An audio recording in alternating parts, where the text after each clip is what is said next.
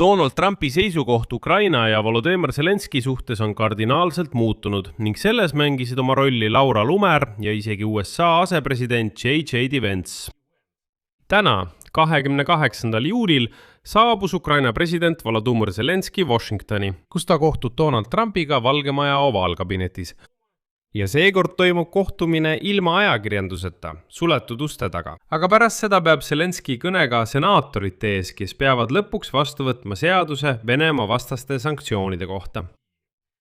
Ameerika meedia hinnangul on kahe liidri, Trumpi ja Zelenski suhted praegu, tsiteerin, tugevamad kui kunagi varem. Ja see on järsk kontrast sellega, mis oli varem. Kõik ju mäletavad 2025 aasta veebruari skandaali ovaalkabinetis, kui Trump ja Vance kaamerate ees Zelenskid hurjutasid ja sisuliselt võitsid.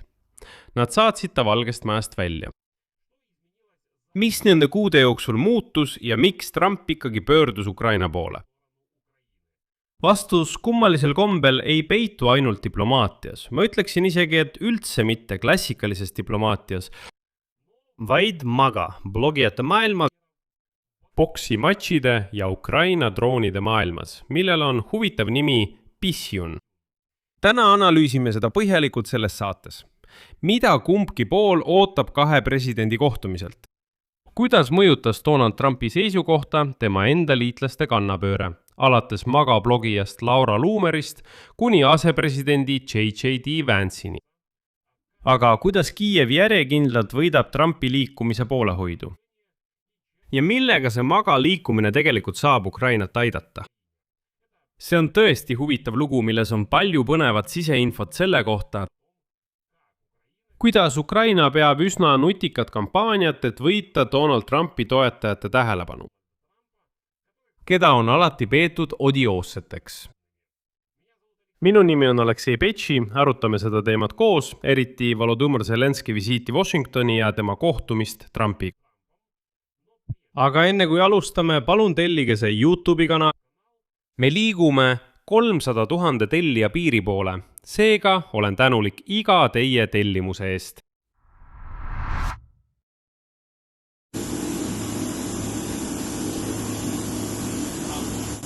Washington. This is Ukraina president Volodymyr Zelenski on juba saabunud Washingtoni. Alustame sellest, miks Zelenski üldse kohale lendas ja mida ta ise nimetas selle visiidi peamiseks eesmärgiks. Ametlikuks visiidi põhjuseks Ameerika Ühendriikidesse on leinaseremoonia. Zelenski tuli avaldama austust vabariiklasest senaator Lindsey Graham'i mälestusele, kes suri 11. juulil 72-aastaselt südame-veresoonkonna haiguse tüsistuste tagajärjel. Lindsey Grahami pidas Zelenski üheks Ukraina peamiseks liitlaseks senatis ja vahetult enne surma külastas ta Kiievit. Aga muidugi on matused, ükskõik kuidas see ka ei kõlaks, vaid ettekääne. Ja kõige olulisem toimub ning juba toimub Valge Maja ovaalkabinetis. Oma prioriteedi märkis Zelenski kohe Washingtoni saabudes ja edasi tema tsitaat. Juba Ameerika Ühendriikides. Kavas on kohtumine president Trumpiga, tema meeskonnaga ja nendega, kes võivad toetada meie kaitset. Prioriteet number 1 on raketitõrje ja strateegiline koostöö Ameerikaga. Rahu peab lähemale jõudma. See tähendab, et Ukraina jaoks on eesmärk number 1 õhutõrje ja ballistiliste rakettide vastane kaitse. Konkreetsetel läbirääkimistel on praegu arutusel õhutõrje tugevdamine ja litsentsid Patrioti süsteemidele mõeldud rakettide tootmiseks otse Ukrainas. Nagu te teate, ei ole peamine probleem siin mitte Patrioti süsteemid ise, ei. Aga probleem on neile mõeldud püüdurrakettide pidev nappus. Mida Trump sellest kohtumisest tahab? Siin lähevad osapoolte seisukohad veidi lahku. Ja see on oluline mõista, sest ühes küljest tundub, et liigume ühes suunas, aga on üks väga oluline lahknevus. Ja sellest kirjutab täna New York Times. Sellel kohtumisel loodab Zelenski taaselustada ummikusse jooksnud rahuläbirääkimised ja saada rohkem sõjalist abi, eriti õhutõrje valdkonnas.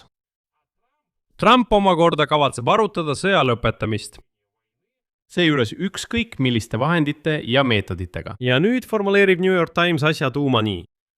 sellel kohtumisel võivad Trump ja Zelenski üksteist ära kasutada, igaüks oma eesmärkidel. On märkimisväärne, et Zelenskiga peetavatele läbirääkimistele kutsuti juba kõik senaatorid.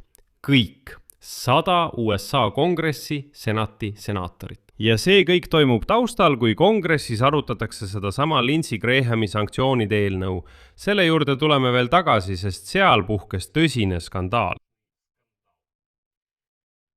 Aga praegu kõik Ameerika meediaväljaanded hetkel, kui Valges Majas kohtuvad Volodõmõr Zelenski ja Donald Trump, toimub see kell 16:30 Kiievi aja järgi. Kõik Ameerika meediaväljaanded kirjutavad sel hetkel ühtemoodi. Nad kirjutavad, et Trump on oma seisukohta Ukraina suhtes väga palju muutnud, nagu ka oma isiklikku suhtumist Volodõmõr Zelenskisse. Ja see on selgelt näha. Aga peamine küsimus on, miks? Miks Trump muudab oma seisukohta? Ja Wall Street Journal kirjutab, et viimastel nädalatel Trump, tsiteerin, on väljendanud uut optimismi Ukraina ja Volodõmõr Zelenski suhtes.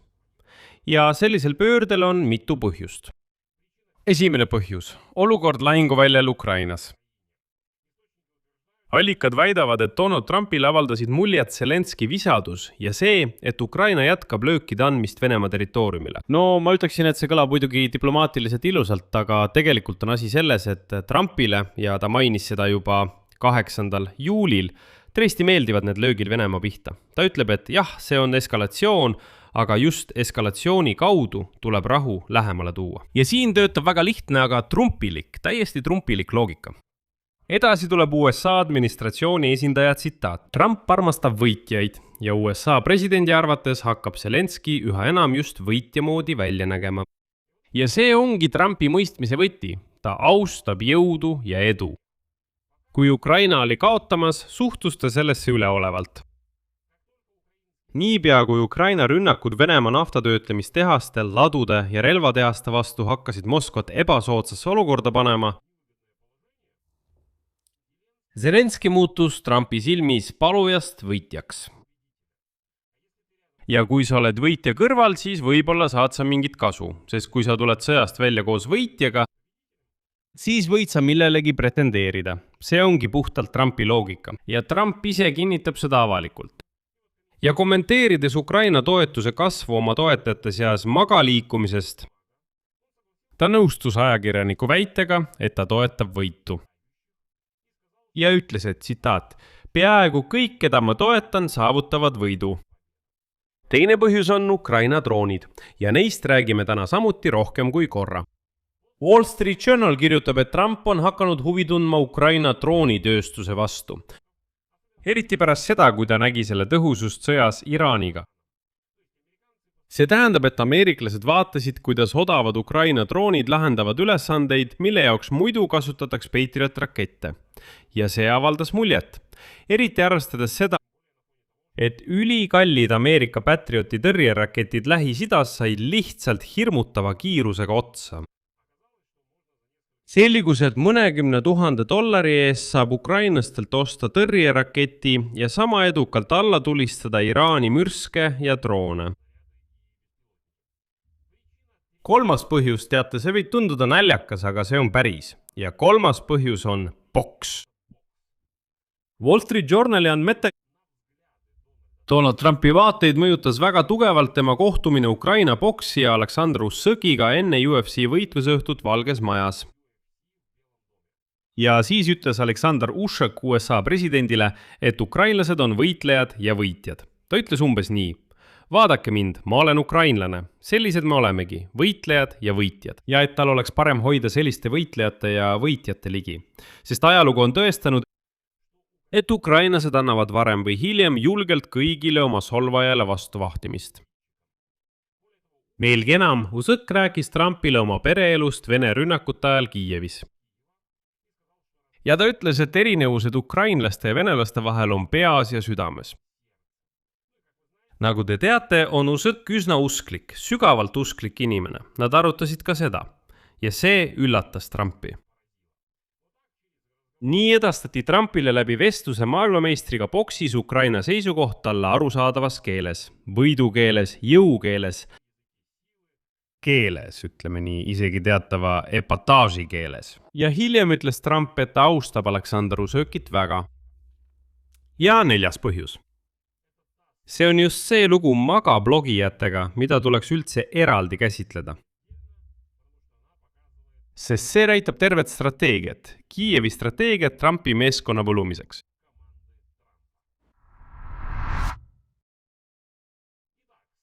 Niisiis, Kiievi strateegia selles osas on järgmine. Tuleb iga hinna eest enda poole meelitada kõik tuntud ja tihti isegi skandaalsed magaaktivistid, kes on alati Donald Trumpi poolel. Nagu teada, saabus hiljuti Ukrainasse magablogija Laura Loomer, kellel on 2 miljonit jälgijat. See on ultra parempoolne aktivist, kes on Donald Trumpile väga lähedane. Ta kallistab ja pildistab end temaga väga tihti. Ja nüüd on ta juba jõudnud näidata Ukraina sõja reaalsust, teha intervjuu Zelenskiga ja näidata, kuidas ta külastas Skyfalli ettevõtet. See on Ukraina droonitootja. Ja nüüd salvestas Laura Loomer tehases video, mis on juba kõikides sotsiaalvõrgustikes levinud. Ameeriklased on seal vaimustuses. Kuidas? Mis see on? Kas see tõesti toimub Ukrainas? Selline reaktsioon. Kaadritel hoiab Laura Loomer käes Ukraina droonipüüdjat, millel on silmatorkav nimi. Seda kutsutakse B1 Sun. Ukrainlased ise nimetavad seda Pisjum. Ja Laura Loomer hoiab seda B1 Sunni käes ja räägib kaamerasse pöördudes ameeriklaste poole. Oluline on see, et, tsitaat, ja te võisite seda droonipüüdjat üsna hiljuti näha. Tere kõigile, see on Laura Loomer. Praegu olen Ukrainas, maailmakuulses ettevõttes Skyfall, kus toodetakse droone. Mul on käes droonipüüdja P1 Sun ja võib-olla olete seda droonipüüdjat hiljuti näinud, sest see on täpselt seesama seade, mida hoidis senaator Lindsey Graham vaid 2 päeva enne oma traagilist surma. Praegu paljud inimesed ei tea sellest, aga tegelikult tähistas senaator Lindsey Graham oma 71. sünnipäeva. Sel päeval, kui ta külastas droonitehast Ukrainas. Ja austusest senaatori vastu selle eest, et ta veetis oma sünnipäeva koos nendega, ettevõtte Skyfall kasutas üht oma droonidest, et see hoiaks silti kirjaga palju õnne sünnipäevaks senaator Lindsey Graham. Nad kavatsesid kinkida senaator Lindsey Grahamile ühe neist püüdurdroonidest. Tegelikult nad tõesti kinkisid talle ühe sellise püüdurdrooni. Aga keegi ei teadnud, et vaid 2 päeva pärast ta hukkub. Ja saatõttu andsid nad mulle need kaadrid eksklusiivselt, et ma jagaksin neid Ameerika rahvaga senaator Lindsey Grahami matustepäeval.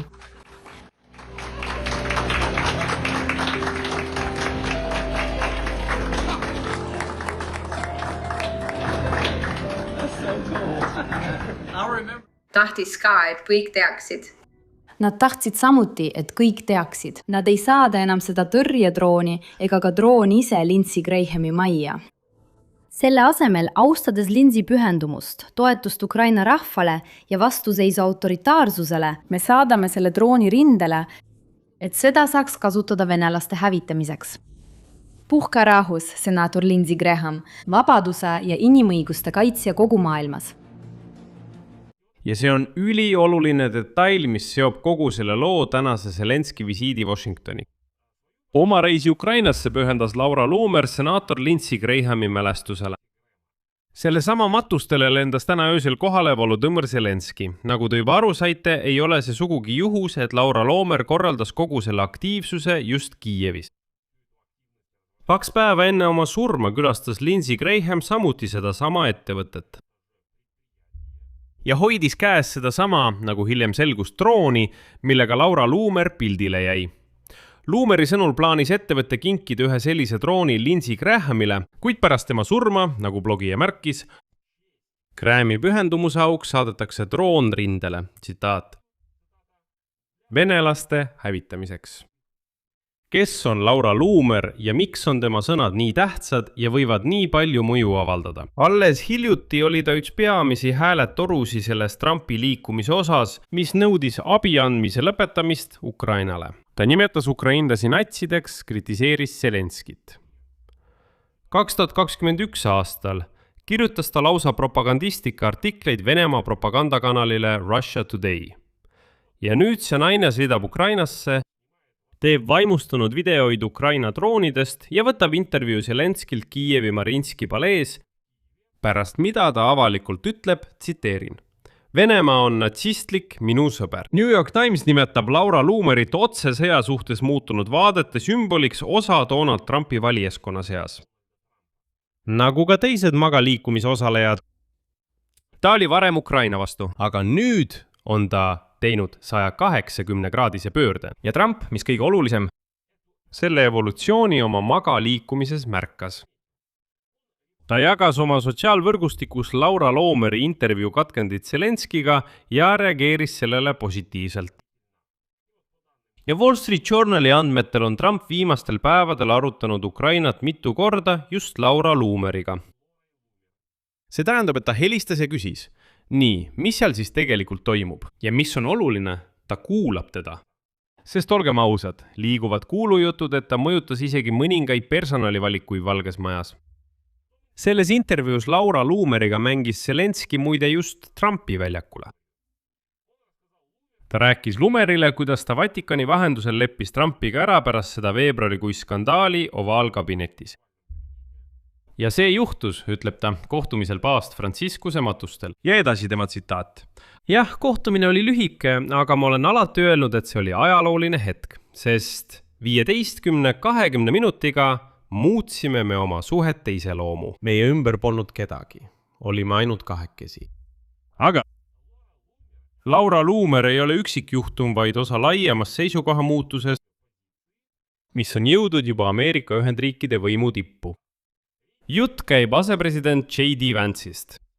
Seesama Vance, kes veebruaris koos Trumpiga kaamerate eest tegi Zelenskile peapesu ovaalkabinetis ja kes enne seda sai kuulsaks fraasiga, tsiteerin, ausalt öeldes on mul täiesti ükskõik, mis Ukrainaga juhtub. Seesama Vance hakkas äkitselt natuke muutuma. Isegi tema seisukoht hakkas nihkuma. Vance hakkas äkitselt imetlema Ukraina sõjalist strateegiat. Praegu muidugi ettevaatlikult, et mitte oma toetajaid liiga ära ehmatada, aga ta muudab oma seisukohta. Hakkab rääkima. Noh jah, tuleb tunnistada, et ukrainlased on muidugi väga vaprad mehed. Ja niimoodi Venemaad igal ööl rünnata. Selleks peab olema julgust, mida meestel ikka leidub. Just sellepärast ehitabki Zelenski praegu oma kampaaniat lääne stiilis. Püüab võita Trumpi toetajate poolehoidu. See on teadlik strateegia. Pange tähele, eesmärk ei ole isiklikult Donald Trumpi võluda, vaid võluda tema lähikonda, kes siis hiljem sosistab Trumpile vajalikud narratiivid. Venelased muide proovisid sama teha läbi Kirill Dmitrijevi, mäletate, oli selline. Ta tõi välja ideid miljardite dollarite väärtuses, rääkis, kuidas nad hakkavad koostööd tegema, kui palju Trump sellest teenib, kuidas venelased teda kullaga üle külvavad. Aga venelastel ei õnnestunud see. Noh, teate, Trumpi ja Zelenski kohtumise taustal oleks naiivne arvata, et kogu Trumpi leer armastas Ukrainat ühiselt. Kahjuks käib maga sees äge võitlus ja täna teatab väljaanne Politico, et 10 Make America Great Again ja America First liikumise toetajad ning Trumpi liitlased Kapitooliumi künkal ei jaga seda järsku pööret, mille tegi Laura Loomer. Eriti skeptilised on vabariiklased esindajate kojas, kes tegelikult olid juba varem Ukraina abistamise vastu. Nende argumendid on karmid, ulatudes isegi süüdistusteni, et Laura Loomer on ära ostetud. Ukrainlased maksavad talle raha, et ta sellist retoorikat esitaks. Noh, varem maksid venelased, nüüd ukrainlased ja ta muutis äkki oma seisukohta. Mõned magaga seotud vabariiklased on otse öelnud, et Loomer võib-olla saab rahastust selle eest, et ta propageerib uut seisukohta Ukraina suhtes. Nende sõnul pole ükski vabariiklane tegelikult oma suhtumist Kiievisse muutnud. Ja siin näiteks kongressmen vabariiklane Tim Burchett ütles, ma ei saa rääkida maga eest, aga mina ei ole hakanud Ukrainat toetama. Üks poliitiku allikatest väljendas end lausa murelikult, kommenteerides välismaiste huvide mõju parempoolsetele meediakanalitele, just neile samadele, mis toetavad Donald Trumpi. Tsitaat. Välisriigi valitsus ja välismaiste huvidega seotud struktuurid on imbunud Ameerika parempoolsesse meediaruumi. See ruum on täielikult kontrolli alt väljunud. Tuletan meelde, et parempoolne liikumine hõlmab muuhulgas ka Fox Newsi. See tähendab, et isegi maga enda sees valitseb paranoia selle üle, kes ja kelle raha eest oma seisukohta muudab. Küsimusele oma Ukraina reisi rahastamise kohta ütles Loomer ise, et Ukraina valitsus ei katnud selle reisi kulusid. Nii et pilt on aus ja see kõlab nii. pööre on reaalne, see on jõudnud tippudeni. Aga vastupanu maga sees on tohutu ja öelda, et asi on täielikult lahendatud ei saa. Siin tuleb ikkagi olla objektiivne. Ja siin on paslik mainida teist teemat selles, kuidas USA praegu sõnastab oma avaliku seisukohta sõja suhtes. Ja muide, see on veel üks tähelepanek selle nihke kohta. ÜRO Julgeolekunõukogu istungil esines USA alalise esindaja asetäitja Dan Minner Negria üleskutsega Venemaale ja Ukrainale taas alustada läbirääkimisi ja jõuda pikaajalise lahenduseni. Vene ballistiliste rakettide ja droonide rünnakud 18. kuni 19. juulil tõid teatete kohaselt kaasa mitme inimese surma ja kümnete teiste vigastusi. Üks neist rakettidest tabas Mustal merel tsiviillaeva, mis vedas teravilja, tappes 10 meeskonnaliiget Indiast ja Süüriast. Neid ohvreid ja lugematuid teisi surmasid oleks saanud vältida, kui Venemaa oleks vastanud president Trumpi üleskutsele sõda lõpetada. Nagu me juba ütlesime, sellel sõjal ei ole sõjalist lahendust ning Ukraina ja Venemaa peavad naasma läbirääkimiste laua taha. On valatud liiga palju verd. Maailm maksab selle sõja eest kõrget hinda. See peab lõppema. Ameerika Ühendriigid kutsuvad taas üles viivitamatule relvarahule ning samuti sellele, et Venemaa ja Ukraina jõuaksid heas usus pikaajalise lahenduseni selle konflikti lõpetamiseks. Ja pöörake tähelepanu sellele, et Negria rõhutas otse, et arvukaid ohvreid oleks saanud vältida, kui Venemaa oleks reageerinud Trumpi üleskutsele konflikt lõpetada. See tähendab, et ta pani sõja jätkumise eest vastutuse just Moskvale. Aga selleks, et Moskvat rahu poole survestada, tuleb talle survet avaldada. Ja just siin on meil jälle probleemid. Jutt käib Lindsey Grahami Venemaa vastaste sanktsioonide eelnõust. Dokument näeb ette sanktsioonid Moskva ja tema toetajate vastu ja mis kõige tähtsam, tollimaksud kuni 100% 5 riigi suhtes, kes ostavad kõige rohkem Vene naftat. Zelenski on täna muide taas senatis, et veenda senaatorid lõpuks vastu võtma seda juba ammu toppama jäänud seadust. Aga siin on paradoks. The Telegraphi andmed Ukraina toetus seavad praegu ohtu mitte vabariiklased, vaid demokraadid. Vaatamata kaheparteilisele toetusele on demokraadid selle eelnõu vastu ja siin on põhjus.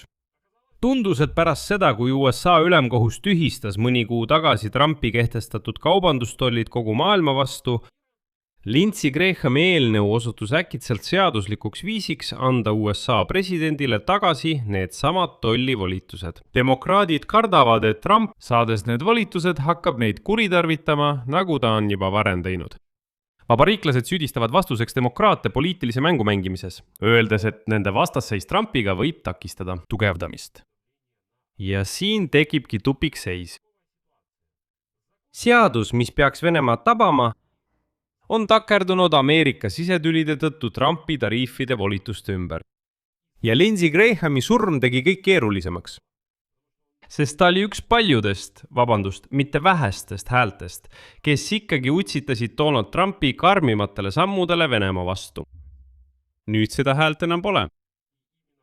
Ja just sellepärast oli nii oluline saada toetust MAGA liikumiselt, mis samuti mõjutab aktiivselt Donald Trumpi. Kokkuvõte. Zelenski on Washingtonis, suhted Trumpiga on Ameerika meediasõnum kõigi aegade tipus.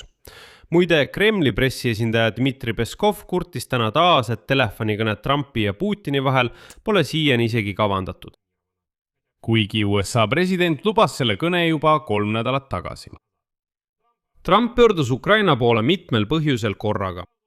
Ta nägi Zelenskis võitjat tänu edukatele löökidele Venemaa vastu. Ta hakkas huvi tundma Ukraina droonide vastu seoses sõjaga Iraaniga. Ta kuulis Ukraina seisukohta poksija Aleksander Usõkilt. Ja ta nägi, kuidas tema enda toetajad, alates Laura Loomerist kuni osaliselt J.D. Vance'ini, pöörduvad ümber.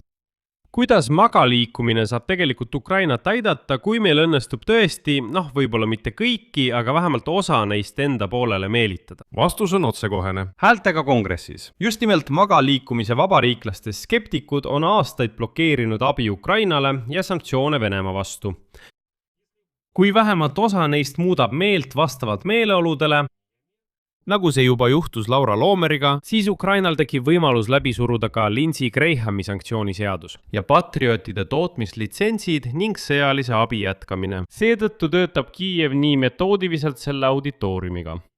Blogijad, kui vaja siis ka boksiõhtu, kui vaja siis intervjuu just Maga auditooriumile. Kõik see teisendub lõpuks kongressi ja Valge Maja tegelikeks otsusteks. Aga tuleb ausalt meeles pidada, et näiteks isegi Donald Trump ise ei pööra seni erilist tähelepanu Venemaa ja Iraani koostöö argumendile, millega Kiiev püüab skeptikuid veenda ja Lindsey Grahami surm jättis Ukraina ilma võtmelisest lobistist. Seetõttu jääb peamine argument endiseks ja kõige kaalukamaks. Olukord lahinguväljal. See tuleb muuta venelaste jaoks võimalikult keeruliseks. Ukraina löögid Venemaa pihta on juba korduvalt asetanud Moskva ebasoodsasse olukorda. Ja just see koos Maga blogijate seisukohaga avaldab Donald Trumpile kõige rohkem muljet. Üldiselt ma arvan, et sellesse punkti tulebki edasi suruda. Siia panen 3 punkti. Kirjutage oma arvamusi ja järeldused selle osa kommentaaridesse. Kindlasti tellige YouTube'i kanal niipea, kui on teada Trumpi ja Zelenski läbirääkimiste tulemused. Ja mis on oluline, Zelenski esinemine kongressis. Me istume kohe maha ja arutame seda kõike koos teiega sellel YouTube'i kanalil. Seega tellige kanal, pange like, vajutage kellukesele ja kirjutage oma kommentaarid.